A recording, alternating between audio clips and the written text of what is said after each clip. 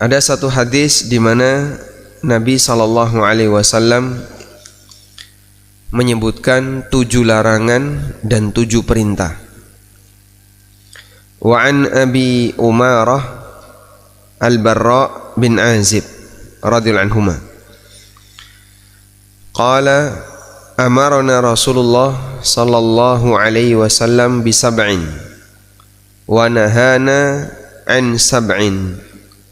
Amarna bi iyadatil marid wa ittiba'il janaiz wa ittiba'il janazah wa tashmitil atis wa ibraril muqsim wa nasril madlum wa ijabatid da'i wa ifsya'is salam. Rasulullah sallallahu alaihi wasallam memerintahkan kami untuk melakukan 7 hal dan melarang kami melakukan 7 hal. Amarona, beliau perintahkan kami yang pertama bi'iyadatil marid, menjenguk orang yang sakit. Yang kedua wattiba'il janazah, mengiringi jenazah. Berikutnya adalah tashmitil atis, mendoakan orang yang bersin dengan syarat dia membaca apa? Alhamdulillah. Selanjutnya adalah ibraril muqsim, membenarkan orang yang bersumpah. Berikutnya wa nasril madlum, menolong orang yang dizalimi.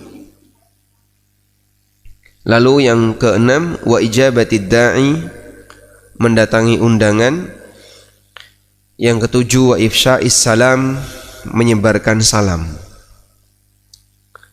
Wa nahana, dan beliau melarang kita an khawatim, untuk melakukan khawatim, au tatakhattamu bidzahab, memakai cincin dengan menggunakan emas. Wa an syurbin bil fiddah, atau minum dengan menggunakan gelas perak. Wa anil mayathiril humri, dan beliau melarang al mayathir, yaitu menjadikan kain sutra sebagai pakaian. Wa anil qasi, beliau juga melarang kain al-qasi. Wa an lubsil hariri wal istibrak wal dibaj, beliau melarang menggunakan sutra, istabrak dan dibaj. Muttafaqun alaih, hadis riwayat Bukhari Muslim. Wa fi riwayatin wa insya'id dhallah wa insyadid dhallah, dan beliau melarang mengumumkan barang yang hilang. Fis sab'il awal, untuk 7 yang pertama. Baik, sekarang kita coba membaca keterangan dari An-Nawawi. An-Nawawi mengatakan al-mayathir dengan ya musannah qabla al-alif, dengan ya yang titiknya 2 sebelum alif. Jadi dulu memberikan keterangan huruf itu seperti ini ya. Karena kalau titiknya 1 kan ba. Kemudian tha musallatsah ba'daha, lalu tha titiknya 3 setelahnya. Ini merupakan bentuk jamak dari kata maitsarah, yang artinya syai'un yuttakhadhu min haririn wa yuhsha qutnan au ghairihi au ghairahu, sesuatu yuttakhadhu min haririn, yang dibuat dengan bahan sutra dan dicampur dengan cotton, kain katun atau yang lainnya. Wa yuj'alu fis sarji wa quzil ba'ir yajlisu alaihi rakib, kemudian ditaruh di taplak yang dipakai sebagai sandaran atau sebagai alas untuk hewan sebelum ditunggangi. Di atas kuda, di atas punggung unta atau di atas punggung kuda ditaruh taplak itu, lalu dikasih pelana untuk ditunggangi. Al-qasi wa hiya thiyabun tunsaj min haririn wa katanin muhtalatin, kain yang dibuat dipintal dari sutra, katun dicampur. Insyadud dhallah ay ta'rifuha. Insyadud dhallah maksudnya adalah mengumumkan barang hilang. Baik. Dalam hadis ini Nabi SAW mengajarkan kita 7 adab, dan beliau melarang kita 7 hal yang tidak boleh dikenakan oleh kaum lelaki. 7 adab yang beliau perintahkan, pertama adalah menjenguk orang yang sakit. Ada pekerjaan di mana orang itu akan selalu bisa menjenguk orang sakit. Siapa Pak? Dokter, perawat, dan mereka yang kerja di rumah sakit. Dan menjenguk orang sakit memiliki keutamaan yang banyak sekali, dan rata-rata adalah keutamaan yang besar. Kalau misalnya kita baca hadisnya, saya tulis di sini fadail iyadatil marid, keutamaan menjenguk orang yang sakit.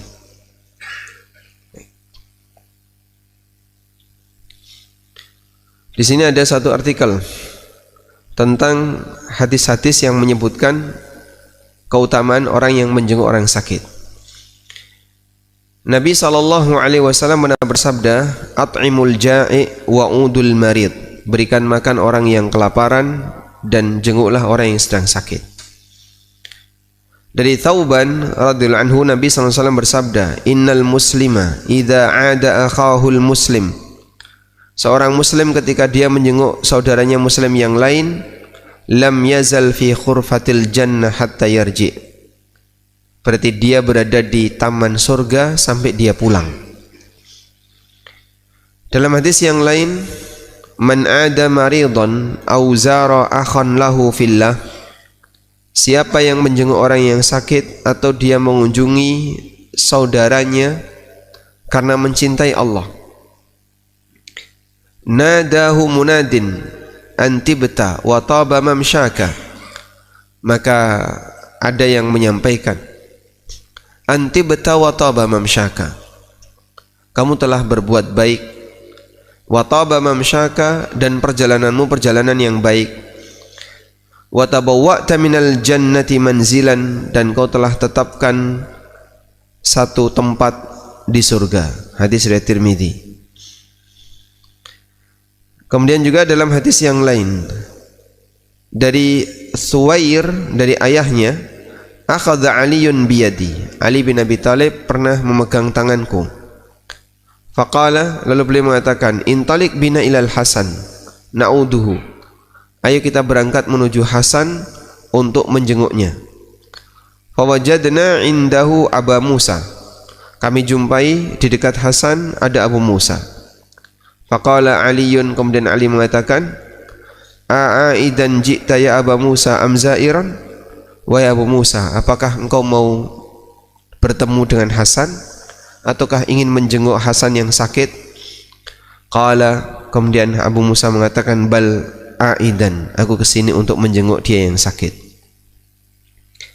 Faqala Aliyun, maka Ali mengatakan, aku mendengar Rasulullah sallallahu alaihi wasallam pernah bersabda, ma min muslimin ya'udu musliman ghudwatan, apabila ada seorang muslim yang menjenguk saudara muslim yang lain di waktu pagi, illa shalla alaihi sab'una alfa malakin hatta yumsi, maka dia diberi salawat oleh 70.000 malaikat sampai sore. Kurang apa dengan keutamaan ini ya? Maka hani'an lakum, ya, kabar gembira untuk para dokter, para perawat. Anda bekerja, dibayar, tapi bisa mendulang 1 juta pahala. 70.000 malaikat mendoakan dia. Kalau dia menjenguk di waktu pagi, didoakan sampai sore, menjenguk di waktu sore, didoakan sampai pagi. Wa in adahu asyiyatan, kalau dia menjenguk di waktu sore, illa shalla alaihi sab'una alfa malakin hatta yusbih, maka dia diberi salawat, didoakan oleh 70.000 malaikat sampai pagi. Wa kana lahu kharifun fil jannah, dan dia punya kesempatan untuk panen di kebun surga. Hadis riwayat Ahmad, Tirmidzi, dan yang lainnya. Ya, meskipun terkadang ada sebagian orang yang keberatan ya untuk menjenguk orang yang sakit. Padahal ini termasuk di antara amal yang besar. Maka bagi para dokter, kalaupun lagi mengadakan visit untuk pasien, niatnya apa Pak? Menjenguk orang yang sakit. Jadi tidak hanya sebatas untuk kerja profesional karena profesional, tapi bagaimana agar dia bisa mendulang pahala dari kegiatan yang dia lakukan dengan niat menjenguk orang yang sakit. Selanjutnya, wattiba'il janazah, mengiringi jenazah sampai ke pemakaman, dan pahalanya adalah mendapatkan pahala 2 qirat. Karena siapa yang mengiringi jenazah sampai dia dimakamkan, maka dapat pahala 2 qirat. Ada satu cerita. Ibnu Umar radhiyallahu anhu itu pernah punya pemahaman yang bermanfaat bagi jenazah hanya sholat, sehingga beliau punya kebiasaan selesai nyolati jenazah pulang, tidak pernah mengantarkan ke makam. Sampai beliau mendengar hadis bahwa Nabi SAW, siapa yang mengiringi jenazah sampai dia menyolatinya, maka dia mendapatkan pahala 1 qirat. Dan kalau dia mengiringi jenazah sampai dimakamkan, dia dapat pahala 2 qirat. Tapi beliau ragu dengan hadis ini. Akhirnya beliau minta kepada temannya, tolong tanyakan kepada Aisyah, apa betul hadis yang disampaikan oleh Abu Hurairah radhiyallahu anhu bahwa siapa yang mengiringi jenazah maka dia bisa mendapatkan pahala 2 qirat jika sampai dimakamkan. Akhirnya orang ini tanya kepada Aisyah. Lalu Aisyah memberikan jawaban, shadaqa Abu Hurairah. Abu Hurairah benar. Ibnu Umar radhiyallahu anhu waktu menunggu jawaban, orang itu menemui Aisyah dan Ibnu Umar nunggu jawaban. Beliau menggenggam tanah, begitu dapat kabar bahwa apa yang disampaikan oleh Abu Hurairah itu benar, beliau banting tanah tadi sambil mengatakan, laqad futtu qararit katsira. Aku kehilangan banyak qirat. Aku telah kehilangan banyak qirat. Sehingga tidak tahu ilmu sampai meninggalkan sebuah amalan, bagi para sahabat itu tindakan yang membuat mereka menyesal. Kenapa baru tahu sekarang? Padahal sudah lama saya punya kesempatan untuk bisa mendapatkan amal itu, tapi tidak jadi aku lakukan karena merasa nggak ada manfaatnya. Ternyata mengantarkan jenazah ke makam diberi pahala oleh Allah dengan pahala yang besar. Beliau merasa sangat menyesal dengan itu sampai banting sesuatu. Ini salah satu di antara contoh bagaimana semangatnya para sahabat untuk selalu beramal soleh. Selanjutnya adalah tashmitul atish, mendoakan orang yang bersin dengan syarat dia membaca apa? Alhamdulillah. Karena itu kalau ada orang yang bersin dan dia tidak membaca hamdalah, maka kita dianjurkan untuk mengingatkan. Kalau bersin baca apa? Alhamdulillah. Lalu kita mendoakan yarhamukallah. Kemudian nanti dia membalas yahdikumullah wa yuslih balakum. Kemarin kita sudah ceritakan bagaimana perjuangan Abu Dawud As-Sijistani yang sampai menyewa skoci ya, untuk datang ke tepi pantai dalam rangka mendoakan orang yang bersin. Wa ibraril muqsim, membenarkan orang yang bersumpah. Membenarkan orang yang bersumpah, kalau orang bicara dan dia bersumpah sementara tidak ada indikator dia berdusta, maka kita wajib membenarkannya. Misalnya seorang suami pulang, lalu sampai rumah ditanya sama istrinya, "Tekon ndi Pak, kok ora mulih-mulih dari masjid?" "Mosok ora percaya?" "Demi Allah, aku iki mulih teko masjid." Nah, kalau tidak ada indikator suaminya dusta, maka istri wajib percaya. Karena ketika dia sudah mengucapkan demi Allah, maka pendengar harus memuliakan nama yang disebut. Dan memuliakan nama yang disebut dalam sumpah bentuknya adalah menerima sumpah. Kecuali kalau ada indikator bohong. Tekondi Pak, masjid, padahal nggak pancing. Ada masjid kok nggak pancing? Ya? Bar mancing aku ning masjid kok. Bar mancing ning masjid wisuh Pak ya. Cuci tangan, cuci kaki baru pulang. Ada satu riwayat.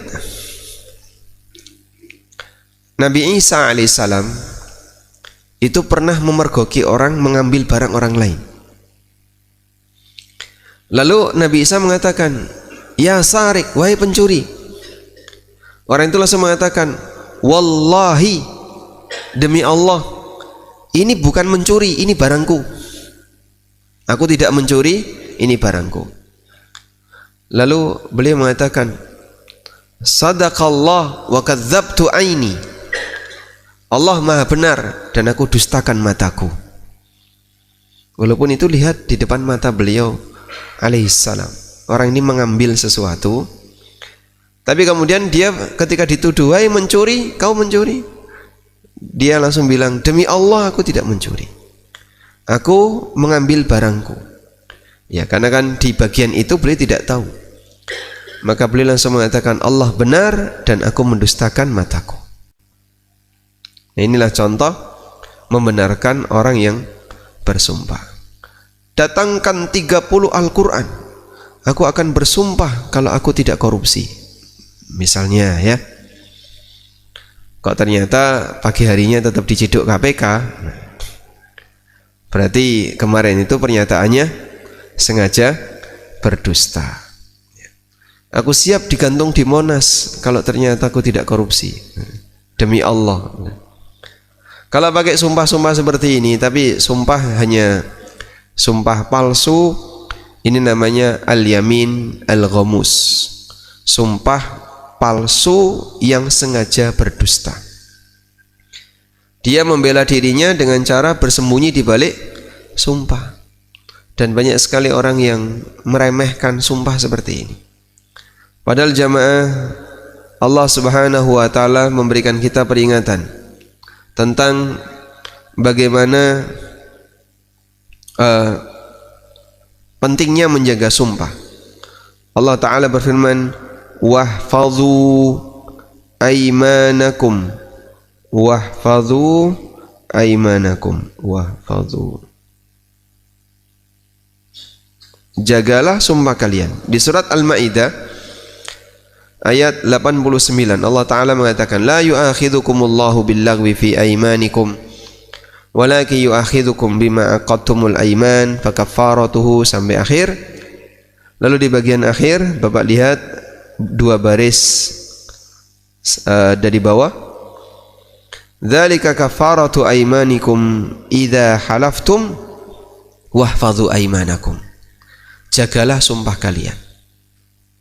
Menjaga sumpah itu maknanya apa? Allah perintahkan kita untuk menjaga sumpah. Jagalah sumpah kalian. Menjaga sumpah maknanya adalah jangan mudah bersumpah. Sehingga kalau sekiranya tidak terlalu penting untuk bersumpah, ya jangan bersumpah. "Pak, wis madang durung?" "Wis, demi Allah aku wis mangan." Wah, Arab ngomong wis mangan kok demi Allah. Ini terlalu berlebihan. Sehingga kadang ada orang yang dia ingin memastikan kebenaran ucapannya dan dia gampang bersumpah. Padahal Allah Subhanahu wa taala memberikan kita arahan, jaga sumpah. Artinya jangan gampang bersumpah. Nama Allah itu mulia. Maka nama Allah yang demikian mulia jangan disikapi dengan remeh, gampang disebut dalam sumpah. Dan termasuk juga ya, mohon maaf, mungkin kita jangan mudah menuliskan nama Allah di benda-benda yang terpisah. Di kertas tulisi Bismillah, atau apalagi tulisi Bismillah, karena nanti ini akan mungkin nggak bisa dirawat dengan baik sehingga terlantar lalu masuk sampah. Dan itu cukup banyak undangan RT, Bismillahirrahmanirrahim, Assalamualaikum warahmatullahi wabarakatuh, setengah lembar A4. Iya Pak. Lalu disebar, ada yang ketika naruh di bawah pintu, dilebokno ning ngisore pintu. Ya alhamdulillah nggak sampai dibanting kayak koran ya. Kalau koran kan, loper koran tuh diapain Pak? Diuncalke. Diuncalke. Tidak ada karya tulis yang lebih hina di dunia ini melebihi koran Pak. Bal diuncalke, diwaca sedilut, dinggo alas, ana sing nggo bungkus. Sehingga karya tulis yang paling hina di alam ini adalah koran. Ya bukan dalam rangka mengkritik penulisnya ya, tapi nggak tahu kita, orang menyikapi koran itu dihinakan. Makanya ada yang mengusulkan kalau di koran itu diisi rubrik artikel Islami, gimana Pak? Saya usul jangan. Koran itu dihinakan sama orang. Ada yang diinjak, ada yang dijadikan alas. Apalagi kalau sholat Id, koran ditaruh mana Pak? Di bawah sajadah. Habis dipakai untuk alas ketika sholat, ditinggal berserakan di mana-mana. Kadang ketika dikumpulkan ya disaponi, ana sing diidak-idak. Nah kalau di situ ada rubrik fatwa misalnya, ada rubrik artikel agama, yang baca belum tentu ada, tapi nama Allah, kalimat-kalimat thayyibah di situ mungkin akan dihinakan. Bahkan ada kutipan Al-Quran misalnya. Karena itu jangan mudah menuliskan sesuatu Bismillah kalau sekiranya benda seperti ini nantinya akan dihinakan. Kertas di akikoh nggih. Akikoh dikasih apa Pak? Kertas. Nanti kan ditaruh di mana? Di atas kardus. Ini habis ditaruh di atas kardus kena minyak, gitu. Karena di situ ada tahu bacem atau telur sambal goreng ati. Nah, ini habis kena minyak seperti ini, orang cenderungnya ya langsung dikuras-kuras masuk sampah. Padahal ada alhamdulillah telah lahir anak kami yang ketiga dari istri yang pertama. Anak ketiga istri pertama ya ora nyambung ya. Nah, ketika terjadi seperti itu nanti akan menghinakan nama Allah. Karena nggak semua orang mau merawatnya. Makanya yang akikoh cukup dikasih info saja. Ini anak saya akikoh untuk anak saya yang kesekian. Dah sebutkan namanya, selesai. Dan bila perlu untuk doa semoga Allah menjadikannya, nanti menyebut nama Allah ya. Itu digantikan saja dengan WA. Jadi tidak sampai dihinakan dalam bentuk kertas. Yang kedua, jika sudah bersumpah maka dijaga. Jangan mudah bersumpah, tapi kalau sudah terlanjur bersumpah ya dijaga, jangan gampang dibatalkan. Yang ketiga, jika sudah batal bayar kafarah. Demikianlah bentuk menjaga sumpah. Membatalkan sumpah boleh enggak? Membatalkan sumpah boleh enggak? Boleh, bahkan ada yang wajib. Allah perintahkan kepada Nabi Muhammad SAW untuk membatalkan sumpah. Ya ayuhan nabi lima tuharrimu ma ahallallahu lak tabtaghi mardata azwajik. Kemudian dilanjutkan ayat Allah mengatakan qad faradallahu lakum tahillata aymanikum. Allah wajibkan kalian untuk membatalkan sumpah kalian. Sehingga membatalkan sumpah jika itu lebih baik hukumnya wajib. Makanya Allah melarang dalam Al-Quran, وَلَا تَجْعَلُوا اللَّهَ أُرْضَةً لِأَيْمَانِكُمْ أَن تَبَرُّوا وَتُقْسِطُوا وَتُصْلِحُوا بَيْنَ النَّاسِ. Janganlah kalian menjadikan Allah sebagai sasaran dalam sumpah kalian, an tabarru wa tattaqu wa tuslihu bainan nas, untuk berbuat baik, bertakwa dan memperbaiki hubungan dengan masyarakat. Maksud dari ayat ini, jangan kau jadikan Allah sebagai sasaran dalam sumpah. Allah jadi sasaran dalam sumpah itu gimana sih, Pak? Ada orang misalnya benci sama orang lain saat emosi. Saat dia emosi, dia lagi nggak senang sama orang, langsung ngomong, demi Allah, aku ora bakalan mlebu omamu, ora bakalan tak sopo, dadi yo godhong ora tak soek, dadi yo banyu ora tak cawuk. Kau jadi apapun aku nggak bakalan nyenggol kamu. Tapi diiringi dengan sumpah, demi Allah. Nah, satu ketika suasana ketegangan itu sudah selesai, wes apian, ya. Lalu temennya tadi mengadakan hajatan, ngundang dia. Aku wis kadung sumpah ki, ora bakalan mlebu omamu, hajatane ning jero kok. Ya wis engko sampeyan ning njaba dhewean. Nah, yang seperti ini gimana, Pak? Jangan kau jadikan jangan kau jadikan Allah sebagai sasaran sumpahmu, sehingga batalkan sumpahmu. Karena pernyataan aku wis kadung bersumpah, saya sudah terlanjur bersumpah menyebut nama Allah, akhirnya nama Allah yang jadi sasaran. Sehingga kalau tujuannya untuk kebaikan, tujuannya untuk takwa, batalkan sumpah itu. Baik. Dan nanti wajib bayar kafarah. Kafarahnya di surat Al-Maidah tadi ya. Apa pilihannya? Membebaskan budak, memberi makan 10 orang miskin, memberi pakaian 10 orang miskin dengan standar yang bisa menutupi aurat. Dan ini sifatnya pilihan. Kalau zaman sekarang yang paling gampang ya memberi makan 10 orang miskin. Kalau 3 ini tidak bisa, baru puasa 3 hari. Dan pendapat jumhur tidak harus berturut-turut, yang penting puasa 3 hari. Nah, selanjutnya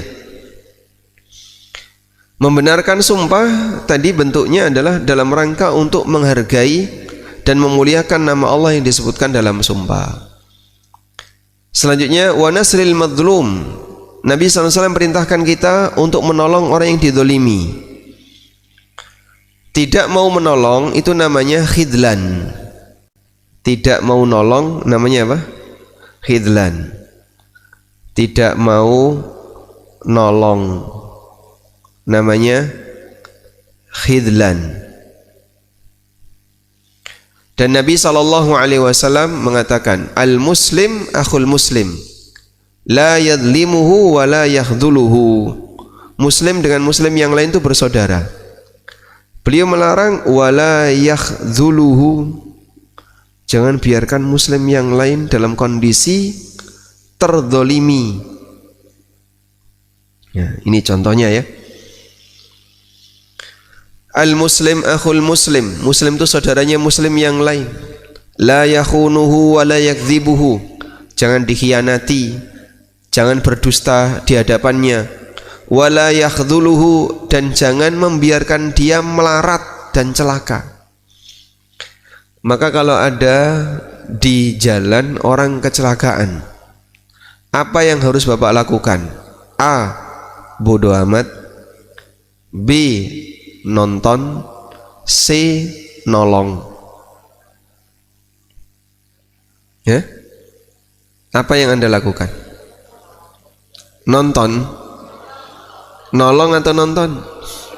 Kenyataannya banyak yang mana? Nolong apa nonton? Selfie. Selfie backgroundnya kecelakaan. Sehingga saat terjadi kecelakaan, kadang Anda takut ya, nanti kalau nolong malah dimintai keterangan sama petugas, Pak, suruh jadi saksi, repot. Akhirnya nggak mau nolong. Pernah nggak kita dapat doktrin kayak gitu, Pak? Ada ya? Jadi masyarakat Indonesia punya doktrin nolong orang kecelakaan itu nanti takut di BAP sama polisi. Padahal kan di BAP nggak, Pak? Enggak ya? Jadi saksi ya, kalau ada kasusnya berat nanti dimintai jadi saksi. Terus kita nggak mau, akhirnya pada menghindar. Ada salah satu jamaah mungkin, beliau pas tadi malam beliau datang kajian, itu pernah cerita pengalamannya kecelakaan malam hari, nggak ada satupun orang yang mau nolong, Pak, cuman lewat, dilihatin lewat. Padahal beliau nggak bisa bergerak waktu itu. Ya masih sadar, bisa ngelihat orang, tapi nggak bisa bergerak karena patah tulang. Nggak ada satupun yang mau nolong sampai ada pendeta gitu. Pendeta Nasrani mau nolong dia, kemudian diantarkan ke rumah sakit. Ya alhamdulillah beliau tidak sampai pindah agama. Ya. Cuman beliau cerita ketika itu nggak ada orang yang berani, sampai ada tokoh agama yang berani nolong. Ya kita menghargai dan mengapresiasi amal soleh dan amal baik walaupun dia non muslim, ya, tidak diterima dari sisi karena dia tidak beriman, tapi amal baik dari siapapun layak diberi apresiasi. Yaitu karena tadi, Pak, doktrin kalau nolong nanti di BAP, padahal sebenarnya bukan BAP ya, dimintai saksi sama petugas, dan dia nggak pingin yang kayak gitu, akhirnya malah nggak jadi nolong. Baik, beranikan diri untuk membantu, dan ini sifatnya fardu kifayah. Kalau sudah banyak yang membantu, memang tidak harus membantu, tidak harus nolong. Tapi kalau tidak ada, fardu kifayah bagi siapapun untuk menolongnya. Wa ijabatid da'i, dan mendatangi, memenuhi undangan. Memenuhi undangan ada yang sifatnya wajib, ada yang sifatnya tidak wajib. Kemarin sudah kita sebutkan. Yang statusnya wajib adalah undangan walimah nikah. Wa ifsa'is salam. Selanjutnya walimah nikah, undangan walimah nikah ini berarti pasca akad. Kalau sebelum akad berarti bukan undangan walimah nikah. Midodaren itu kapan? Menjelang akad, malamnya ya. Dan banyak di masyarakat kita yang undangannya itu pra dan pasca. Yang pra enggak wajib, yang pasca wajib. Makanya ibu-ibu kalau nyumbang datangnya sebaiknya setelah akad. Ya budaya kita kan kadang sebelum juga sudah datang ya. Tapi yang tepat apa? Setelah akad. Selanjutnya wa ifsya'is salam, dan menyebarkan salam. Dan Nabi SAW mengajarkan kepada kita agar menyampaikan salam ala man arafta wa man lam ta'rif. Rasulullah SAW pernah ditanya oleh seseorang, Ayul islami khair, Islam apakah yang terbaik? Kalau saya ingin jadi muslim yang terbaik itu gimana caranya? Qala, jawab beliau, tut'imut ta'am, kau kasih makanan. Wa taqra'us salam, dan kau sampaikan salam ala man arafta wa man lam ta'rif, kepada orang yang kau kenal dan yang tidak kau kenal. Karena bagian dari ciri dan tanda hari kiamat, bagian dari tanda hari kiamat adalah orang hanya mau menyampaikan salam kepada yang dia kenal. Kalau nggak dikenali, nggak dikasih salam. Terus gimana, Pak? Kalau kan kita nggak tahu agamanya apa. Kalau nggak tahu agamanya apa, lihat yang dominan di masyarakat. Di Jogja dominannya apa? Muslim. Ya, kalau Muslim ya, maka hukum asal orang yang Anda temui adalah Islam, kecuali kalau dia membawa identitas non-muslim, kalungan salib, atau memakai pakaian non muslim ya, yang seperti itu Anda tidak perlu ngasih salam. Baik. Dan hadis ini sahih riwayat Bukhari dan Muslim. Karena itu biasakan kalau ketemu menyampaikan salam. Ya. Kadang itu dititeni. Ada misalnya bapak-bapak lagi duduk sama istrinya. Ono wong lewat, iki mesti salam iki, mesti salam. Dititeni ya. Karena saking jarangnya orang kayak gitu. Sampai ketika ada orang, wah iki cah pondok iki lewat Arab mesti salam dia. Betul, dia kasih salam, assalamualaikum. Ini bagus atau tidak? Bagus. Tapi karena langka sehingga orang ketika menjumpai itu rasanya aneh. Sebab masyarakat di kampung kita rata-rata kalau saling ketemu gimana, Pak? Hah?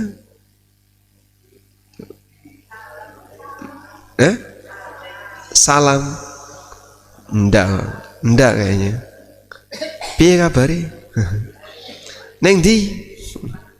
Ngopo e? Jadi mungkin ada pertanyaan tapi bukan salam. Nah, coba kita biasakan kayak gitu ya.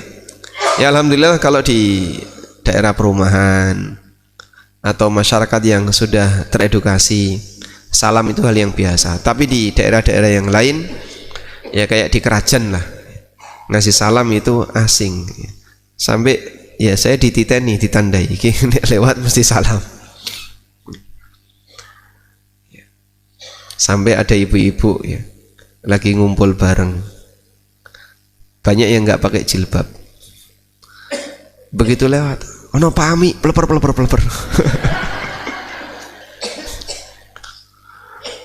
dateng peleper nggih teng Mino nggih ngoten niku Pak Sidik lewat langsung peleper. Kenapa kok pada lari? Takut apa, Pak? Takut ketahuan nggak pakai jilbab. Sehingga ada orang yang saat orang itu bermaksiat di depan si A dia biasa, tapi ketika dia bermaksiat di depan si B segan. Kenapa itu, Pak? Padahal si B itu bukan malaikat loh ya, yang punya wewenang mencabut nyawa. Cuman dia kalau di depan si B dia segan. Nah, kalau masyarakat kita banyak seperti si B kayak gini kan, jadinya masyarakat ini akan semakin berwibawa, sehingga orang tidak berani untuk gampang berbuat maksiat di depan umum, karena ada banyak orang yang punya wibawa. Ketemu kita langsung peleper pun ya, takut kelihatan. Baik. Selanjutnya Nabi SAW melarang beberapa hal. Pertama adalah an khawatim, memakai cincin, dan yang dimaksud adalah takhattum min bidzahab, cincin emas. Bagi laki-laki haram hukumnya memakai cincin emas. Semua perhiasan emas bagi laki-laki haram. Kalung emas haram bagi laki-laki. Dan ini halal bagi perempuan. Pernah satu ketika ada seorang sahabat memakai cincin emas. Tangannya langsung dipegang oleh Nabi SAW. Cincin emasnya ditarik oleh beliau, dibanting sama Rasulullah SAW. Ya'midu ahadukum bijamratin minan nar. Ada orang yang sengaja menggenggam bara neraka. Begitu dibanting, Nabi SAW pergi. Sahabat tadi cuma bengong berdiri di situ. Ada sahabat yang lain yang menghampiri. Ambil cincin itu, kasihkan ke istrimu. Ini dilarang untuk laki-laki, halal untuk perempuan. Apa kata sahabat tadi? Aku tidak mau mengambil sesuatu yang sudah dibuang oleh Nabi SAW. Padahal itu cincin emas yang kalau mungkin zaman sekarang, cincin itu biasanya berapa gram? 50 gram? Masya Allah. Kuat sekali itu. 5 gram. 5 gram. Ya anggap misalnya 3 juta ya, atau 4 juta. Lo kan 30% ya. Emasnya cuma 30%. Yang cincin 10 karat itu loh. Jadi sesuatu yang sudah dibuang oleh Nabi SAW, sahabat tadi nggak berani ngambil. Subhanallah. Jadi mereka tidak emosi, tidak marah ketika diingatkan seperti itu, dan bahkan nggak berani untuk mengambil benda yang sudah dibuang oleh Rasulullah Sallallahu Alaihi Wasallam. Akhirnya ditemu sama yang lain. Taib. Kemudian beliau melarang minum dengan menggunakan gelas dari perak, sendok perak, gelas perak. Demikian pula yang berbahan emas haram untuk dipakai sebagai alat untuk makan dan minum. Kalau untuk wadah nyimpen boleh, tapi untuk alat makan minum tidak boleh. Baik piring, gelas, sendok, garpu, semuanya tidak boleh berbahan emas. Kalau disepuh emas tidak boleh. Disepuh emas tidak boleh. Yang boleh ketika ada yang retak ditambal emas. Nah, itu disebutkan dalam sebagian hadis. Rasulullah SAW masih mengizinkan. Wa anil mayathiril humri wa anil qasi wa nubisil haril istabrak dibaj. Ini semuanya jenis sutra ya. Mayathiril humri, qasi, al-harir, istabrak, dibaj, ini semuanya jenis sutra. Dan pakaian penduduk surga adalah istabrak ya. Di surat apa itu? Al-Waqiah. Min istabrak.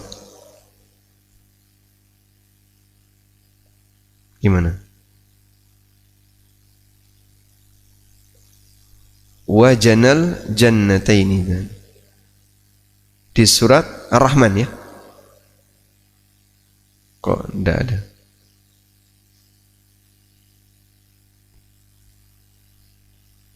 Nah, coba kita lihat. Ini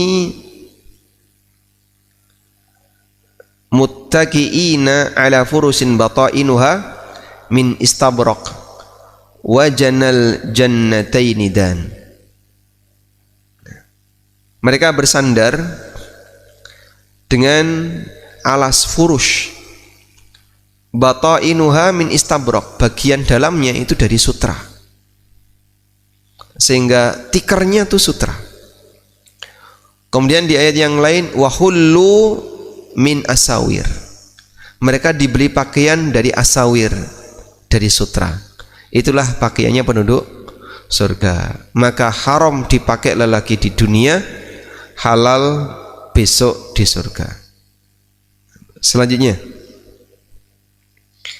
semua bentuk sutra seperti ini, ada yang namanya dibaj, ada yang namanya istabrak, ada yang namanya harir, qasi, mayathir, apapun itu, ketika dipakai sebagai pakaian atau dipakai sebagai alas, hukumnya terlarang. Bagi wanita boleh, lelaki tidak boleh. Dan Nabi SAW mengatakan, hadza libasu man la khalaqa lahu yaumal qiyamah. Ini adalah pakaian yang digunakan oleh orang yang tidak punya jatah di hari kiamat, maksudnya adalah orang kafir. Maka muslim terlarang keras menggunakan itu. Wallahu alam. Walhamdulillahirabbil alamin. Sudah selesai untuk bab ini. Cukup panjang ini ya bab ini. Kalau kita lihat ada puluhan hadis. Nah, tadi ada pengumuman kehilangan. Apa yang dimaksud pengumuman kehilangan? Mengumumkan barang hilang di masjid. Wa insyadid dhalah, mengumumkan barang hilang di masjid, ini hukumnya dilarang. Kalau di luar masjid ya silahkan. Karena Nabi SAW pernah melihat ada orang yang ngumumin barang hilang di masjid. Dia masuk masjid terus tanya, siapa di antara kalian yang nemukan onta saya? Warnanya kayak gini, kayak gini. Ontanya kabur. Kemudian Nabi SAW mendoakan keburukan, semoga enggak ketemu selamanya. Fa innal masjida la yubna li hadza, karena masjid tidak dibangun untuk tujuan ini, sehingga tidak boleh mengumumkan barang hilang di masjid. Baik. Lalu kalau mau membuat lost and found, caranya gimana, Pak? Bolehlah ditaruh lemari, etalase di depan, taruh di situ, terus dikunci. Siapa yang merasa ketinggalan barang ini, silakan hubungi nomor sekian. Di Masjidil Haram itu ada tempat lost and found. HP, sandal, jam tangan dan seterusnya. Walhamdulillah Pak, walaupun jumlahnya banyak, itu banyak jamaah yang berhasil menemukan. Jadi pas lagi bersih-bersih, kan tukang kebersihan kadang tiba-tiba datang, orang belum persiapan, dia sudah bersihin. Akhirnya HP-nya ketinggalan, tas ketinggalan. Udah biarin aja, itu nggak hilang tuh. Nanti langsung diamankan, ditaruh di lost and found. Tinggal datang ke sana, tidak perlu bawa surat bukti apapun. Nanti diminta untuk nyari, mana barangmu, silahkan cari. Dan alhamdulillah, tidak ada yang datang ke sana ngaku barangnya. Ya, semangat takwa di sana terjaga. Alhamdulillah. Itu kalau di Mino ya beda cerita ya. Baik. Baik, mungkin itu yang bisa kita sampaikan. Ada yang mau disampaikan? Cukup? Baru 5. Jumlahnya 7. 7 atau 5? 7. Karena di depan Al-Barra bin Azib mengatakan wa nahana an sab'in, beliau melarang kami melakukan 7 hal. Coba dihitung ya. Yang perintah sudah 7 ya. Yang larangan, coba kita hitung ya. Memakai cincin emas, gelas perak, mayathir, qasi, harir, istabrok, dibaj. 7. Karena satu-satu ini ya dipisahkan ya, sehingga tidak kemudian aneka jenis sutra dihitung 1, enggak. Tapi beliau ngasih rincian, mayathir, qasi, lubsul harir, ini dihitung 1. Insyadud dhallah, ya mungkin ada salah satu digabung gitu aja ya. Jadi malah 8 dengan insyadud dhallah, mengumumkan barang hilang di masjid yang dilarang oleh Nabi sallallahu alaihi wasallam. Wallahu a'lam. Baik. Kota infak hilang itu enggak diumumkan di masjid, karena kan malingnya enggak ada di masjid. Ya mungkin dicek di CCTV. Mungkin yang seperti ini ya, kunci hilang ya. Siapa yang nemukan kunci saya? Saya kehilangan kunci, kehilangan dompet di masjid, kacamata dan seterusnya. Nah yang kayak gitu jangan di masjid. Sebagaimana tidak boleh jualan di masjid, tidak boleh ngumumin barang hilang di masjid.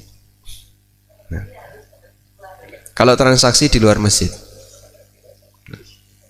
gimana Pak? Kehilangan anak karena anaknya ketelingsot.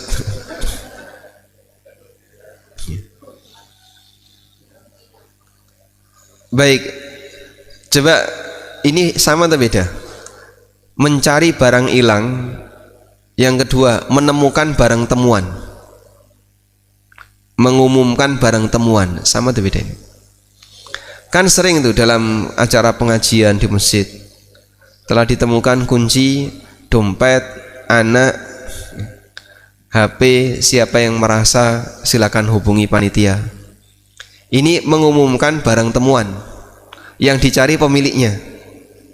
Kalau mencari barang hilang kan yang dicari barangnya, bukan mencari pemiliknya. Wallahu alam. Ada sebagian yang menilai sama, dan ada yang mengatakan yaitu beda. Yang dilarang itu mencari barangnya, orangnya nyari. Kalau ini mengumumkan barang yang ditemu, maka lost and found ditaruh di dalam masjid, tidak masalah. Tapi kalau ada orang nyari kemudian tanya di bagian lost and found, Saya kehilangan jam tangan. Di sini nggak ada benda apapun, Pak. Baik, nanti kami umumkan. Siapa yang menemukan jam tangannya Fulan bin Fulan, tolong kembalikan ke lost and found. Ya nggak kayak gitu, yang kayak gini nggak boleh ya. Baik. Walhamdulillahirabbil alamin.